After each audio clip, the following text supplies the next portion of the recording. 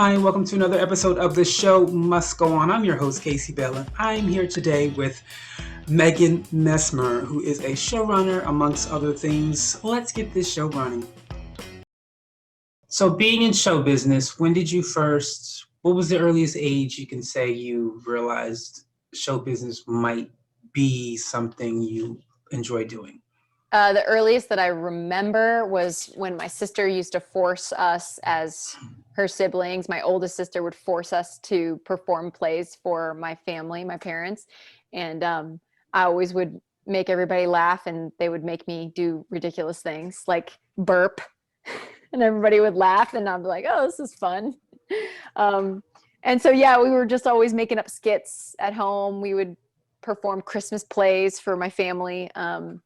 I remember in 5th grade, I got cast as the Artful Dodger in Oliver because I was the only one in my class that could do a Cockney accent. So that was inspiring. Anyway, that's the earliest. And when did you get acknowledged that this would be your career? And yeah, so when did you acknowledge you're actually going to go for this?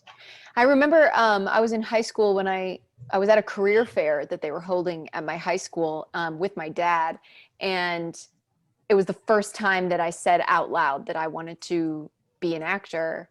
And my dad was like, what? No, what do you mean? You're going to be an engineer or, well, an accountant. My dad's an accountant. And he went to my counselor at the time and said, hey, she wants to be an actor. Can you talk her out of it? And he looked at me and I was like, scared and he looked at me and he said, I think that's a great choice. And I was like, oh my gosh, I'm going to actually, and then what could my dad say other than, okay. So yeah, that was sort of when I decided. I got a scholarship to my college. So that really helped in terms of going after acting in college. And yeah, I pursued it. And from there, what did you do to actually get started?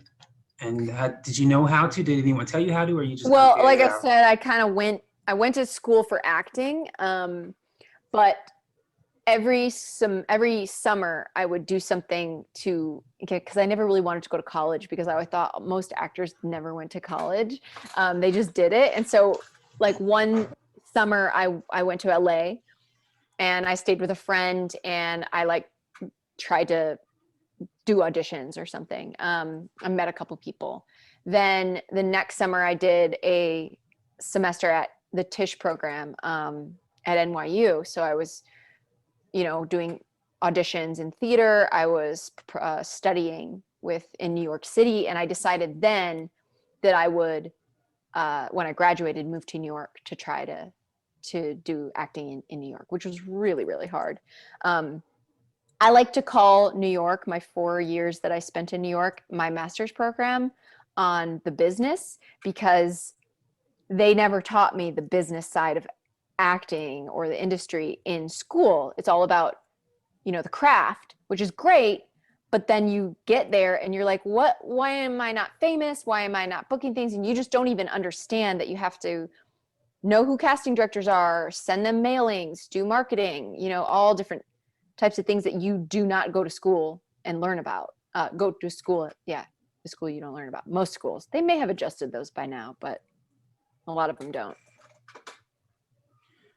Well, I went to school for it, and they didn't really. I mean, they said you need to know people, but they didn't actually tell you how to know those people. Mm-hmm. So that is something that's lacking in school. Is and definitely in the entertainment world.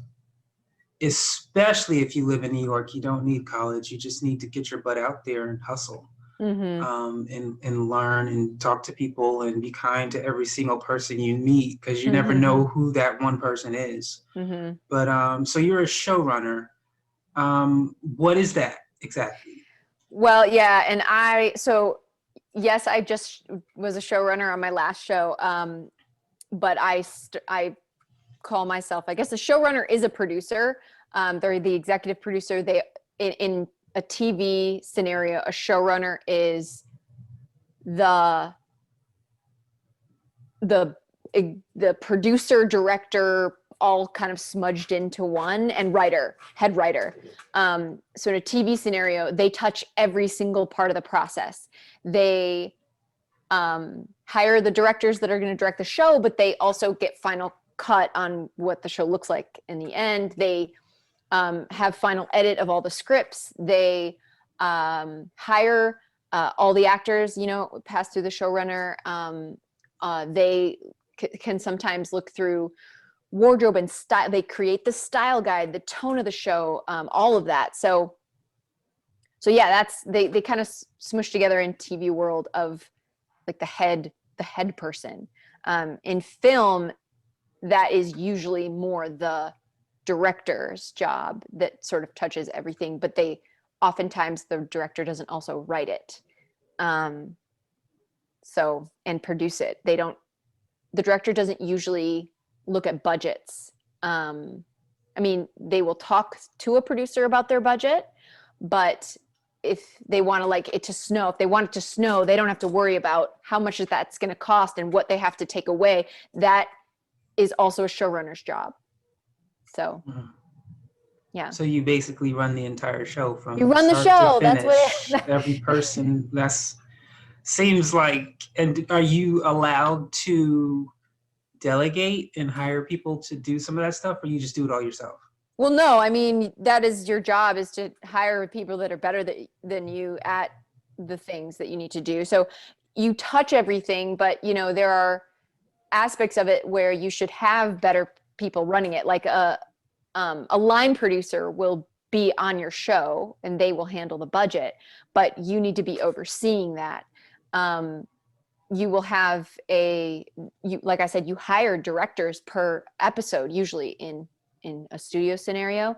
And each of those directors will choose which actors they're going to cast, day players or whatever. And they may choose the clothes and things like that.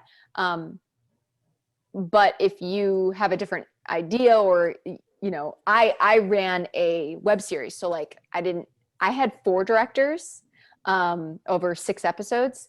But I still made so many decisions every single day. So.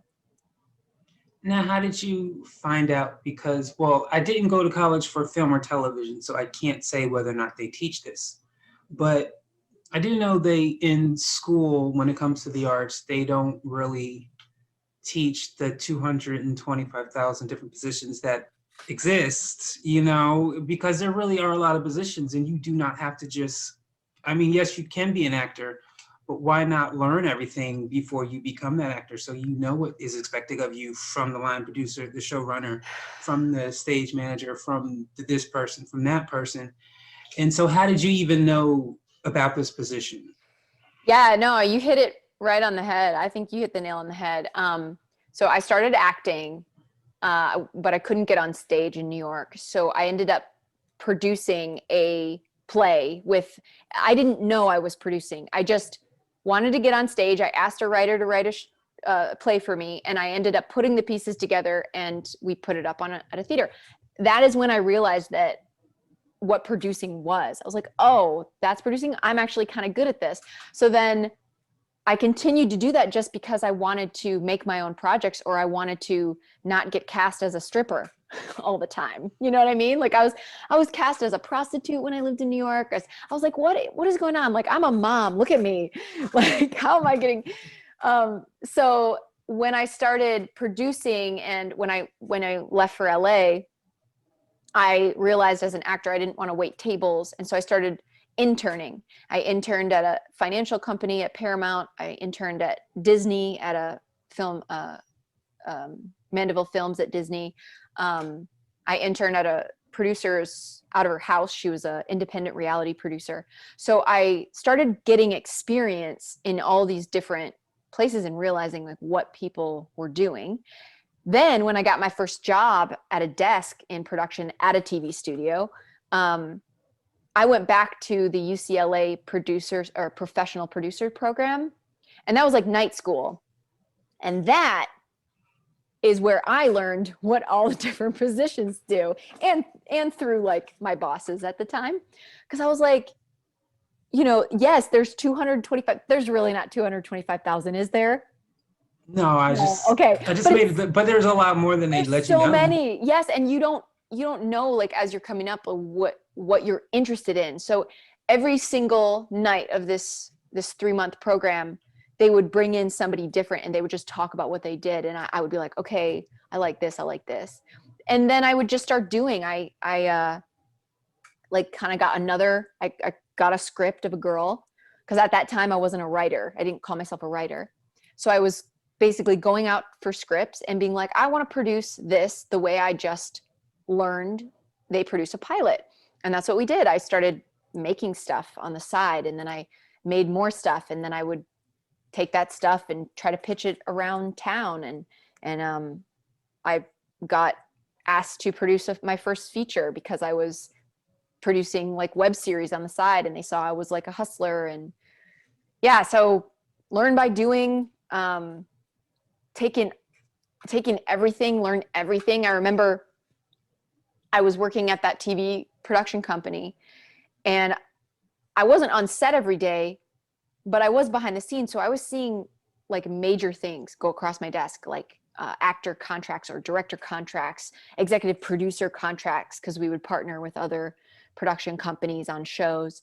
I saw the budgets for these things, and I was just learning, and I was like taking in things all the time and asking questions. So that is where my film school comes from. Experience, which has always been the best source of Mm-hmm. education. No, I just said that I know when you watch a film, most people never really pay attention to the credits. And there's so many people at the end of the credits. And if you Yeah. ask people, what do those people do? Most people say, I don't know. Oh, yeah. And so it seems like that's something, definitely in film school, there should be a class of, these are all the positions, you know? Yeah, you know, you're asking the wrong person, because, you know, I don't know either. I didn't go to film school, but I can't imagine there isn't one. There's got to be, because it took me years before I realized the difference of what a gaffer does and what a grip does. So with that said, well, you're making me ask you more questions than I had planned. So what is the difference between the two? Gaffer and a grip. Yes. So a gaffer is your lead lighting person. So the director of photography, your cinematographer, will look to that person to like lead the lighting in. They're in charge of all of the lighting, okay? And they're the lead in that. And then they have their grip, or their the grip is sort of the person that's in charge of all of the actual building of how the lighting is going to look. So they're the yeah, they have I'm doing a C-stand right now. I use my hands a lot. Yeah, they put up the stuff, they put the flags, they execute what the gaffer's vision is, and the gaffer is executing what the director of photography's vision is, and the director of photography is executing what the director's vision is. Wow. That's a lot. It's So you all a said, lot. There's so many more yes. positions than that too. Like, I work a lot of low budget things, so you know, a gaffer can have like 15 people working for them or something on bigger budget stuff, and you're like, what is this person doing? So you said you just finished a a series, web series. Were there any, was it difficult with the restrictions? Like, what exactly did you have to do differently during this time that you wouldn't During have had? COVID? Yes, if there was no pandemic. Was there anything you had to change or do differently? I mean, so we were supposed to shoot this March of 2020. We were 4 days away, and I started losing all my locations. They were saying things to me like, oh, well, we don't know what's going to happen. I was like, I can't produce this on we don't know. And so we had to shut the whole thing down. We had 6 episodes that we then, because what happened, I mean, then we found out what it was, and then all the George Floyd stuff, the Black Lives Matter stuff, all this stuff was happening, and that stuff is very relevant to these scripts. We took those 6 scripts and threw them away, and then got back into our writer's room and rewrote 6 whole scripts over the next year.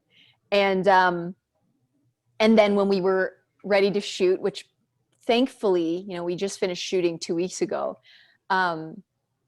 Thankfully, more people had been shooting under COVID, so they understood what calls were. There were protocols in place, like everyone was double masked, we had hand sanitizer, we had everyone tested before. And we shot over 2 weekends. And so we had everyone test. And then when we were done, they tested again before they could come back the second weekend. And we actually did have someone that got COVID that told us they had COVID on in between. Okay. And so we had to scrap our entire camera team and like bring a new one on in just a couple days. Wow. Yeah, it was insane. It was, yes, it was insane. But I guess the show must go on. Yeah, I mean, it had to, because we were just such a we don't have the money as a low budget project to stop and then start again later and bring in, because a lot of people were working for free on this or very, very low budget.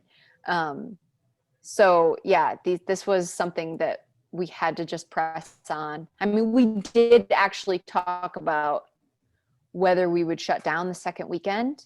And we made the decision, to go forward. We had everyone's negative tests and we were like, okay, I think we could just get these next 3 days done.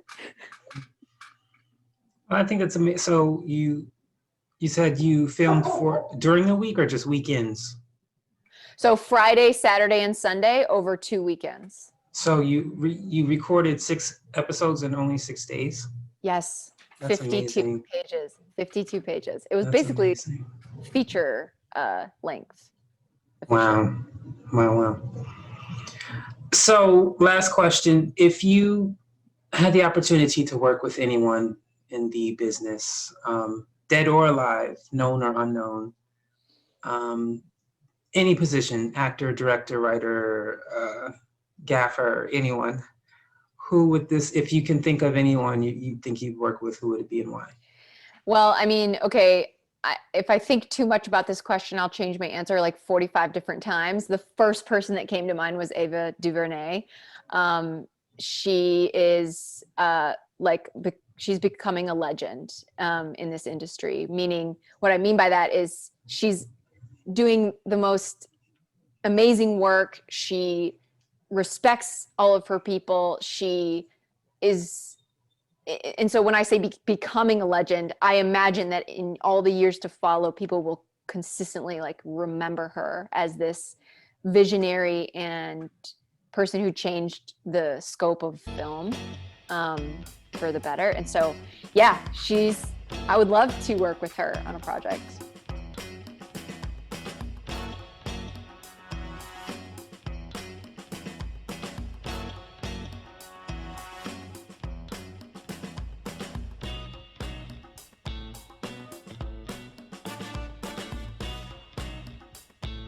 Megan will be with me again on The Ready Writer on September 19th.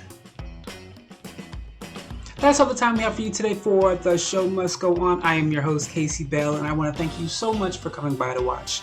And of course, to Megan Messmer, thank you so much for taking the time to share your journey and your story with us. We appreciate it. Thank you. Have a great day.